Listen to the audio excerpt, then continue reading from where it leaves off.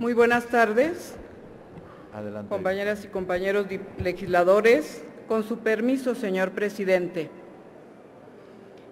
Vengo a esta tribuna a presentar el posicionamiento del grupo parlamentario del Partido de la Revolución Democrática. Nosotros votaremos a favor en lo general este dictamen, pues es de celebrar que la erradicación de la tortura figure entre los primeros asuntos que procesa la Comisión de Derechos Humanos en esta legislatura, porque en la inmensa mayoría de los casos la tortura no se denuncia, no se investiga, no se castiga y no se da a conocer. La muestra contundente es que en el sexenio de Felipe Calderón no se emitió una sola sentencia condenatoria por tortura en el ámbito federal, a pesar de que la práctica aumentó de manera alarmante. De acuerdo con Amnistía Internacional, de 392 denuncias por tortura y malos tratos ante la Comisión Nacional de Derechos Humanos en 2007, la cifra aumentó a 1,669 en 2011. No debemos pasar por alto que apenas el pasado viernes 23 de noviembre, el Comité contra la Tortura emitió las observaciones generales a los informes de México, donde valoró sobre todo los elementos que presentó la sociedad civil en contraposición a la información oficial. Sobre esta base, el comité hizo firmes recomendaciones para resolver el alarmante aumento del uso de la tortura en México. La tortura ha abundado, por ejemplo, por parte de militares en interrogatorios clandestinos a personas acusadas de narcotráfico, por parte de agentes migratorios a las personas capturadas en su ruta hacia Estados Unidos, por parte de policías para obtener de una persona confesión forzada o una declaración autoinculpatoria ante el Ministerio Público.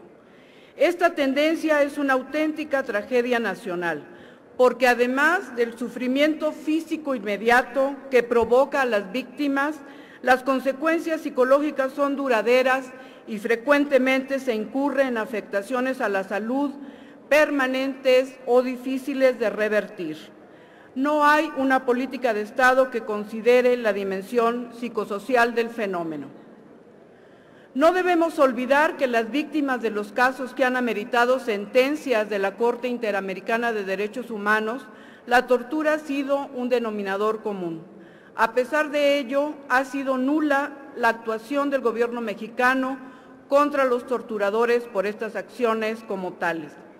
Después de una profunda discusión en la Comisión de Derechos Humanos, vimos con beneplácito que se plasmen algunos avances a esta ley federal, tales como incorporar a la Comisión Nacional de Derechos Humanos para realizar visitas y supervisiones de acuerdo a su función constitucional. Añadir como objeto de la ley la erradicación de la tortura, no solo la prevención y la sanción. Adecuar, de acuerdo a las convenciones internacionales, el concepto de tortura a los métodos que pretendan anular la personalidad de la víctima o disminuir su capacidad física o mental, aunque no causen dolor físico o angustia. Establecer que la investigación y persecución del delito de tortura se ejerza de oficio.